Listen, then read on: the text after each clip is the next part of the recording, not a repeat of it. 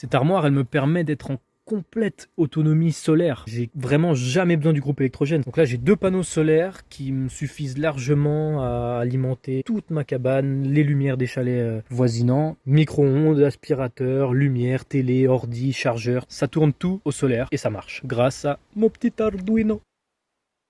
Hello, je reprends la petite série sur la construction de ma cabane dans les bois. Parce que ça fait 2 ans que j'ai arrêté à cause du corona. Je crois que c'est la première fois en plus que je monte ma tête volontairement dans une vidéo. En plus, je suis pas sous mon meilleur jour. Rien que ça, je dis rien. Ça mérite un petit abonnement, un petit like, un petit commentaire, un petit virement PayPal. Massage des pieds aussi, pourquoi pas. Ça fait 2 ans que j'ai pas fait de vidéo sur la série de la cabane, mais j'ai pas rien foutu en attendant. Et oui, les vaches là-bas. Je sais pas si vous en rappelez, d'ailleurs je vous invite à voir les précédentes vidéos si vous les avez pas déjà vues. Si vous voulez pas les voir, je vous en voudrais pas. Vous comprendrez quand même cette vidéo. Et vous comprendrez que je vais souffler de monter. Je me perds souvent, j'ai l'impression. Oui, si vous en rappelez, le câblage n'était pas forcément incroyable. Je parle du câblage électrique, donc du système qui gère les panneaux solaires, le générateur, les batteries, l'alimentation de la cabane quoi. Parce qu'il faut savoir que là où je construis ma cabane, il n'y a pas d'eau, pas d'électricité et pas de réseau. Donc évidemment ça complique la chose et on peut pas l'atteindre en véhicule. Ça complique encore plus la chose. Mais bref, c'était un bordel de câbles, sans schéma, étant donné qu'à l'époque j'avais pas énormément de connaissances en électricité. J'ai fait ça comme j'ai pu, ça marchait, j'étais content.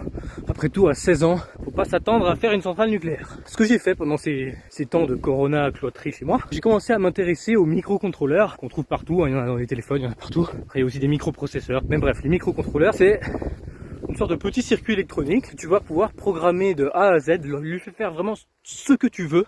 Il pourra faire des calculs, de la communication, c'est déjà bien. Donc j'ai acheté un Arduino qui est la marque leader de ces microcontrôleurs programmables pour monsieur tout le monde. Et avec ça, le livre Arduino pour les nuls. Je me suis mis derrière mon ordi et j'ai commencé. Et après quelques nuits blanches à faire clignoter des lampes, j'ai évolué assez rapidement vu que c'est passionnant. Puis en fait, plus j'avançais, plus j'apprenais, plus je découvrais des nouvelles choses, des nouveaux capteurs, des nouvelles fonctions.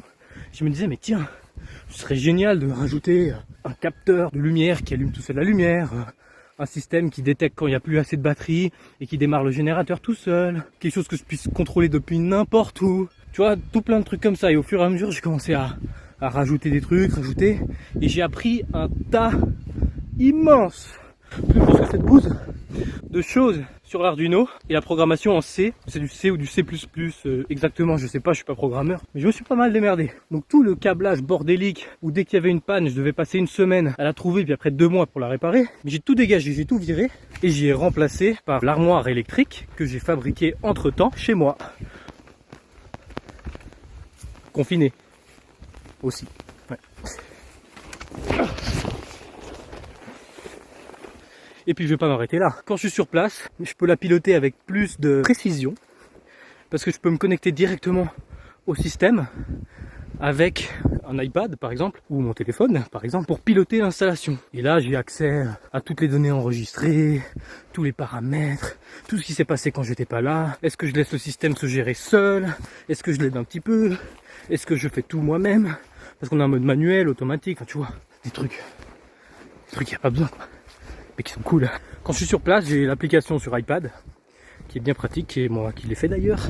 C'est bien plus simple que ce que vous croyez. Il y a juste un truc où tu peux glisser, déposer des boutons, des afficheurs, des lampes, puis ça te fait une petite application où tu peux piloter des machines. Normalement c'est fait pour faire des petites voitures télécommandées justement avec Arduino. Et évidemment le Bluetooth, ça a une portée de 10 mètres, donc Bluetooth, pas top, franchement non. Donc j'ai rajouté un module 4G qui se branche à l'armoire électrique. Vous allez tout voir tout de suite, hein, ne vous inquiétez pas. On va mettre des images à mes propos. Et donc depuis n'importe où dans le monde, tant que je suis connecté à un réseau de téléphone, n'importe lequel, je peux envoyer des SMS à mon armoire électrique, qui est ma seule amie donc ça tombe bien. Avec des SMS, je vais pouvoir lui dire, fais-moi un rapport du système, fais-moi la liste des défauts qui sont apparus durant les 3 derniers jours, allume le chauffage en attendant que je rentre, tu vois, des trucs comme ça. Bien pratique. Mais il peut aussi m'envoyer des alertes, par exemple. Attention, ça fait plus d'1 semaine que les panneaux solaires n'ont pas assez rechargé les batteries. Ou alors, attention, une taupe est rentrée dans l'armoire électrique. J'exagère, c'était pas une taupe, c'était une souris. Donc ça, c'était l'ancien câblage. Ça fonctionne, c'est pas ouf, mais ça fonctionne. Et attention, ça mon gars, c'est 1 an de boulot. À première vue, je te l'accorde, c'est juste une armoire électrique, ça paraît anodin. Mais le câblage, qui est toujours autant le bordel, mais au moins on sait ce que c'est et j'ai des schémas, et aussi des manuels d'utilisation que j'ai fait moi-même pour pas oublier comment utiliser mon propre système. Au-delà du câblage qui est pas forcément super compliqué, en fait le truc le plus hardcore, c'était de programmer le microcontrôleur qui est juste ici.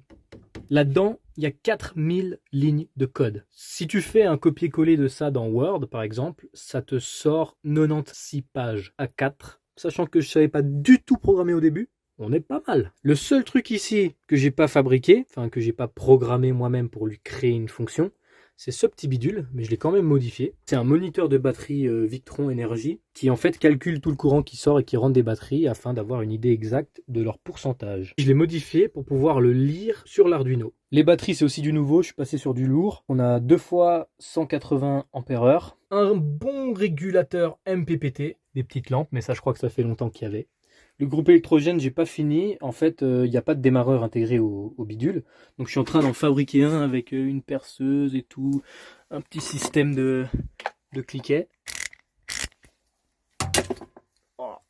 Sauf que tout cet endroit là, il est attaqué par les bêtes et puis du coup tous les câbles dedans ils sont morts. Là-dedans aussi je m'en suis fait bouffer plus d'un, j'ai dû tout recabler. Je vais tout fermer bientôt puis ce sera réglé cette histoire. Ce que vous voyez là, c'est les câbles qui viennent de la cabane, du coup qui sont pas encore branchés puisque j'attends d'avoir fini les réparations sur la cabane avant de continuer. Le seul truc qui est branché actuellement à mon armoire électrique, c'est les chalets aux alentours parce que vu qu'il n'y avait pas d'électricité, il profite un peu de mon installation pour la lumière. Et là, je vais vous expliquer pourquoi je passe autant de temps à faire cette armoire électrique plutôt que de continuer à améliorer la cabane. En fait, le terrain, c'est de la bouillasse. Avant, ici, là, il y avait de la terre en dessous. C'était plat. Sauf qu'avec le temps, les pluies torrentielles dues au super réchauffement climatique, tout s'est effondré. Donc, au fur et à mesure du temps, on a dû commencer à rajouter des chandelles comme ça et des criques avec des barres en acier comme ça qu'on a trouvé, tu vois, des bouts de tuyauterie pour un peu essayer de relever le tout et surtout pas que ça s'effondre et que ça tombe. Sauf que c'est pas vraiment un système viable parce que les tuyaux ils sont beaucoup trop fins, ils commencent à s'enfoncer dans les palettes et tout, ça va s'effondrer quoi. Du coup, pour bricoler dans la cabane, c'est pas ouf. Donc j'ai commandé 12 barres en acier, bien épaisses, tu vois. Mais le problème c'est qu'une barre sur les 12, ça fait 10 kg et ça fait 3,50 m de long. Imagine refaire tout le chemin que j'ai fait là 12 fois avec 10 kg, si ce n'est plus. 12 barres en acier, à pied, en plein soleil. Donc tu vois, là je suis un peu en stand-by à ce niveau-là. Il faudra que je trouve du monde ou je sais pas, un hélico.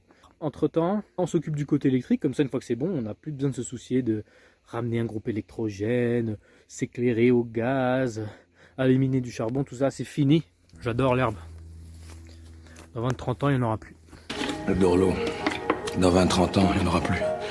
Là, je viens de brancher le tableau de commande physique avec 3 câbles RJ45. Si j'allume maintenant l'armoire électrique, on peut voir que le tableau s'est bien allumé. Donc là, on nous indique le niveau de batterie en couleur. Et après, à ma guise, je peux choisir d'autoriser le groupe électrogène, de le faire démarrer, de mettre en charge les batteries, de désautoriser le groupe électrogène, d'autoriser l'onduleur. Vraiment les fonctions, tu vois, de base. Mais là, je vais te montrer quelque chose de bien plus cool que ça. Dans le cas où tu n'aurais pas oublié ton téléphone ou ta tablette. Juste ici, j'ai un petit module Bluetooth. Alors évidemment, là, c'est un montage un peu bancal. Mais là, c'est juste pour les tests que j'ai fait ça.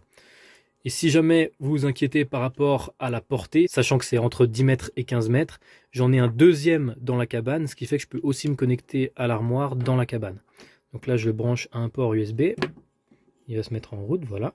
Et on se retrouve côté tablette. Donc j'allume la tablette. Et me voici dans la fameuse application. On n'est pas connecté à l'armoire, donc je vais me connecter au contrôleur. Je suis connecté.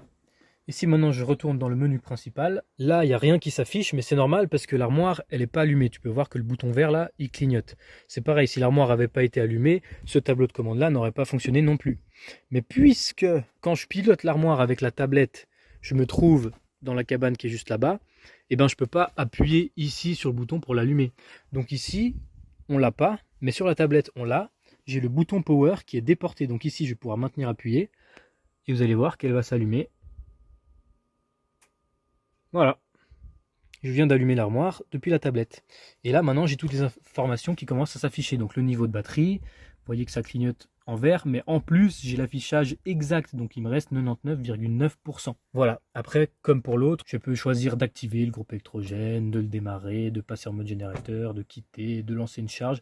Je peux faire vraiment ce que je veux. J'ai même des sous-menus. Donc là par exemple ce sont les réglages. Je peux régler le seuil de décharge maximale des batteries, le temps d'arrêt du générateur. Et là pour l'instant on en est à là, c'est déjà bien.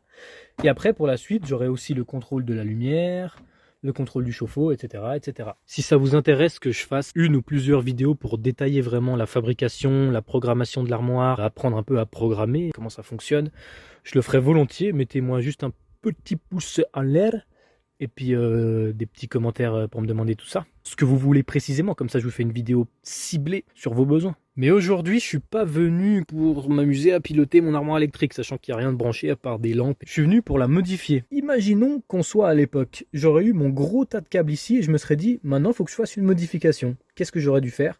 Chercher pendant 1000 ans le bon câble, l'enlever, trouver un autre composant à remplacer, ça aurait été une galère sans fin. Alors que là, le méga avantage d'utiliser un microcontrôleur, c'est que le câblage, lui, est déjà fait et ne bougera pas, à moins qu'on ait un problème de force majeure. Mais normalement, le câblage, on n'y touche plus. Tout ce que j'ai à faire, c'est de me brancher dans cette prise et de lancer une mise à jour du programme que j'aurais faite dans le microcontrôleur. Et rien de plus, rien de moins. Et toute l'armoire peut être programmée comme ça. La moindre modification, on a juste à brancher un petit câble USB ici à un ordinateur ou bien à un téléphone. Et l'armoire peut se mettre à jour, peut être modifiée. On peut modifier toutes les fonctions. On peut lui faire de la musique si on veut. Simple, efficace, rapide. C'est ce qu'on aime.